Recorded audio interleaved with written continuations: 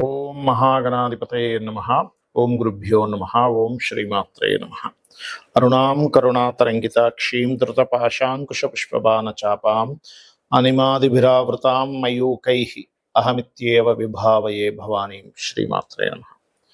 ప్రేక్షకులకి ఆ లలితాంబిక అమ్మవారి యొక్క అనుగ్రహం పరిపూర్ణంగా కలగాలని మనస్ఫూర్తిగా కోరుకుంటూ మనం ఈరోజు ఏ ఏ నక్షత్రాల్లో ఉన్నటువంటి వారికి ఆ యొక్క దోషం ఏర్పడుతుంది. సహజంగా మనం పంచాంగాల్లో చూసుకుంటాం, పలానా నక్షత్రం అండి పలానా పాదంలో పుట్టారు, మరి వీళ్ళకి దోషం అంట అని అనుకుంటూ ఉంటాం. అయితే అది ఎంతవరకు ఉంటుంది ఆ దోషం? కేవలం నక్షత్రాన్ని మాత్రమే చూసుకోవాలా? వాళ్ళ గుణగణాలని నక్షత్రంలో మేళవించి చూసుకోవాలా? అదేవిధంగా దానికి ఎటువంటి పరిహారం చేసుకుంటే బాగుంటుంది అనేటువంటి విషయాలు, మరియు దీంతో పాటు నక్షత్రం తెలియదండి కానీ నాకు ఏదో ప్రాబ్లం ఉంది, ఆ ప్రాబ్లంకి తగ్గట్టుగా మీరే పరిహారం చేసుకోవాలి అనే విషయాన్ని ఇప్పుడు మనం చెప్పుకుందాం. అయితే ఈ యొక్క అంశాలు చెప్తుంది నేనైనప్పటికీ కూడా చెప్పిస్తుంది సాక్షాత్ లలిత అమ్మవారిగా భావిస్తూ ఒక్కొక్క రాశి గురించి, నక్షత్రం గురించి మనం తెలుసుకుందాం. సింహరాశి. సింహరాశిలో ఉండేటువంటి నక్షత్రాలు ఏమిటి చూసుకున్నట్లయితే మనకి మఖ 4 పాదాలు, ఉబ్బ 4 పాదాలు, ఉత్తర 1వ పాదం ఉంటుంది. అంటే కేతు నక్షత్రము, శుక్ర నక్షత్రము, మరియు అదేవిధంగా రవి యొక్క నక్షత్రం 1వ పాదం. కేతు నక్షత్రంలో మఖా నక్షత్రంలో 1వ పాదానికి ఖచ్చితంగా శిశుగండము అన్నారు. అంటే ఇక్కడ ఏమిటి, మరలా గండాంతర భాగాల్లో ఏమైనా జన్మించారా ఈజ్ మోస్ట్ ఇంపార్టెంట్. గండాంతర భాగము అంటారు, అది చూసుకోవాలండి శిశుగండం అన్నప్పుడు. అలాగే చంద్రుడు ఏమైనా పాడయ్యాడా, లగ్నాధిపతి ఏమైనా పాడయ్యాడా, దాని యొక్క మహాదశ అంతర్దశలు నడుస్తున్నాయా, ఇవి స్పష్టంగా చూసుకొని మనం నిర్ణయం తీసుకోవాలి. అదర్వైజ్ ఏమీ భయపడాల్సిన పని లేదు. అలా కాదండి శిశుగండం ఉంది కదా అంటే చక్కగా అభిషేకం చేసుకోండి, ఆ నక్షత్ర శాంతి చేసుకోండి, క్లియర్ అయిపోతుంది. ఇక 2వ పాదము, 3వ పాదం, 4వ పాదం మఖా నక్షత్రానికి ఏ దోషాలు లేవు, గుర్తుపెట్టుకోండి. అయితే వీరు కేతు గ్రహానికి సూర్య భగవానుడు ఆరాధన చేయడం చాలా మంచిది.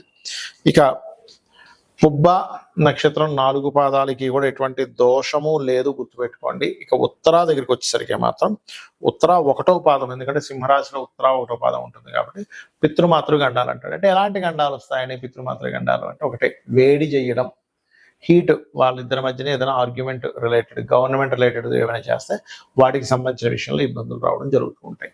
మరి దీనికి ఏమిటి అంటే చతుర్థ భావం కూడా పాడవాలి, చంద్రుడు పాడవాలి, 9వ స్థానం పాడవాలి, తండ్రి కారకుడైన రవి పాడైతేనే దీని ప్రభావం ఉంటుంది. అంటే పిల్లడు పుట్టడం వల్ల వీళ్ళకి ఏదో గండం రావడం కాదు, ఆల్రెడీ వీళ్ళ జాతకాల్లో అవి ఉంటుంది కాబట్టి పిల్లడు ఆ సమయానికి పుడతాడు, అమ్మాయి కావచ్చు అబ్బాయి కావచ్చు, అంతేగాని పిల్లల మీద దోషం పెట్టడానికి కాదు, గుర్తుపెట్టుకోండి. అలాగే మరొక విషయం ఏంటంటే, ఇక్కడ ఈ ఉత్తర నక్షత్రం వారికి మఖా పుబ్బ నక్షత్రం, మఖా చూసుకుంటే స్పిరిచువల్ యోగం ఒక శాసిస్తూ ఉంటారు. ఉత్తర మనకి పుబ్బ అయితే మంచి ఆర్టిస్టిక్ నేచర్స్, క్రియేటివ్ రిలేటెడ్ బాగుంటుంది. ఉత్తర కూడా కొంచెం అంటే వారి యొక్క తత్వం వారిది కానీ వాళ్ళ తల్లి గారిది కానీ కొంచెం ఏదైనా సరే రూలింగ్ రిలేటెడ్ ఆలోచన, రూలింగ్ రిలేటెడ్ సంబంధించిన బలం ఎక్కువగా ఉంటుంది. చాలా మందికి ఈ యొక్క గండంలో పుట్టాము కదా, ఇది ఎప్పటి వరకు ఉంటుందని సందేహం కలుగుతూ ఉంటుంది. చిన్నప్పుడు మాత్రమే ఉంటుందని, 12 సంవత్సరాల లోపల మాత్రమే ఈ నక్షత్ర గండం అనేటువంటిది నడుస్తూ ఉంటుంది. అందులో కూడా శిశువుకైతే శిశు సంబంధించినటువంటిది అంటే ఏంటి, లగ్నం పాడైనటువంటి మహాదశలు రావాలి. అంటే లగ్నం మీద పాపగ్రహ సంచారము, లగ్నాధిపతి వెళ్ళి పాపగ్రహాలతో కూడి ఉన్నటువంటి మహాదశ అంతర్దశలు రావడం, దానికి గోచారం అనుకూలించినప్పుడు మాత్రమే చిన్నతనంలో అనారోగ్యంతో బాధపడతారు. దానికి నక్షత్ర శాంతి మరియు అదే విధంగా ఆ గ్రహశాంతి, నక్షత్ర గ్రహశాంతులు, శివాభిషేకం చేసుకోవడము, ఇంట్లో ఏదైనా పారాయణం చేయడము, చండీ పారాయణం లాంటివి చేసుకుంటే క్లియర్ అయిపోతుంది. పెద్ద అయిపోయిన తర్వాత మీరు దాని గురించి ఏమి 1% కూడా పనిచేయదు, గుర్తుపెట్టుకోండి.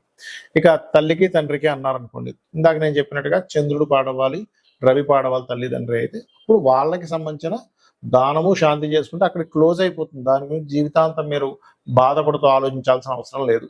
మేనమామ గండం అంటారు కొన్నిసార్లు, అప్పుడు కూడా వీళ్ళకి బుధగ్రహం పాడవాలి. పిల్లల జాతకాలు బుధగ్రహం పాడవి, 6వ స్థానం కూడా పాడైతేనే. అలాగా కండిషన్ చూసుకోకుండా ఊరికే మేనమామకి గండం అంటనే అనుకోవడానికి వీలు లేదు. ఇది ఖచ్చితంగా చెప్తున్నాను, మీరు కావాలంటే ఒక 10,000 జాతకాలు తీసుకొని రీసెర్చ్ చేయండి. నేను రీసెర్చ్ చేసి చెప్తున్నటువంటి అంశం ఇది ఖచ్చితంగా. అలాగే మరికొంతమందికి ఎలా ఉంటుందంటే, వాళ్ళకి చిన్నప్పుడు నోట్ చేయరు, కానీ వాళ్ళకి ఏదో ఇబ్బంది వస్తుందండి, నాకేదో ఇబ్బంది ఉంది, నాకు తెలియట్లేదు, జాతకం లేదు అంటూ ఉంటారు. అలాంటప్పుడు 2 విధానాలుగా మనం తెలుసుకోవచ్చు. ఒకటి ప్రశ్న వేసి తెలుసుకోవచ్చు. అంటే వాళ్ళు అడిగిన సమయానికి ప్రశ్నలో వస్తుంది ఒకటి. ఇక రెండవది ఏంటంటే మనకున్న సమస్య బట్టి మనం తెలుసుకోవచ్చు. అంటే ఎలాగా? జీవితంలో అనీజీగా ఉంటున్నాను, ఎప్పుడు ఎవరి మీద ఒకరి మీద ఆధారపడుతున్నాను, నేను ఎప్పుడు ఎదగలేకపోతున్నాను అన్నప్పుడు లగ్నం ఎక్కడో పాడైంది, దశమం పాడైంది అని అర్థం చేసుకోవాలి. అలాంటప్పుడు మీరు ముఖ్యంగా చేయవలసింది ఏంటంటే లక్ష్మీ నృసింహస్వామి యొక్క ఆరాధన అద్భుతంగా పనిచేస్తుంది. అది మీకు లగ్నమా రాస ఏమక్కర్లేదు, లేదా హనుమత్ ఆరాధన మీకు ఖచ్చితంగా ఒక స్టేజ్కి తీసుకెళ్తారు స్వామివారు. కాబట్టి నమ్మకంగా చేసుకోండి. ఇక రెండవది ఏమంటే నాకు ఫైనాన్షియల్గా చాలా ఇబ్బంది ఉందండి అంటే మీకు గనక జాతకం తెలిస్తే, మీ జాతకం ఉంటే గనక 2వ భావం ఎలా ఉందో చూసుకోవాలి. 2వ భావాన్ని ఏ గ్రహాలు కబలించున్నాయి, ఏ గ్రహాల మధ్య ఉంది, పాపకట్టెల్లో ఉందా, లేకపోతే దానికి వ్యతిరేకమైనటువంటి మహాదశ ఫలితాలు జరుగుతున్నాయి చూసుకోవాలి. అలాంటప్పుడు లలితా సహస్రనామాల్లో చక్కగా మీరు ఓం సంపత్కరి సమారూఢ సింధుర వ్రజసేవితాయ ఏ నమః అనుకోవచ్చు. అదేవిధంగా ఓం ధర్మాధ్యక్ష ధనాధ్యక్ష ధనధాన్య వివర్ధినియే నమః చదువుకోవచ్చు.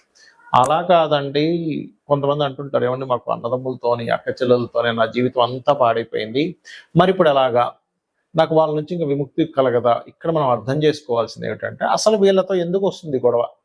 పూర్వజన్మల నుంచి వస్తున్నటువంటి వాసన అది. పూర్వజన్మల్లో మీరు ఇబ్బంది పెట్టుంటారు వాళ్ళని, అందుకని ఇప్పుడు ఈ జన్మలో వారు మిమ్మల్ని ఇబ్బంది పెడుతున్నారు అనే విషయాన్ని అర్థం చేసుకొని వాళ్ళతో మొట్టమొదటిగా చేసుకోవాల్సిన రెమెడీ ఏంటంటే మీరు ఫస్ట్ గొడవలు మానేయాలి. చేస్తున్నా కొద్దీ జన్మలు వెళ్తూ ఉంటుంది, గుర్తుపెట్టుకోండి.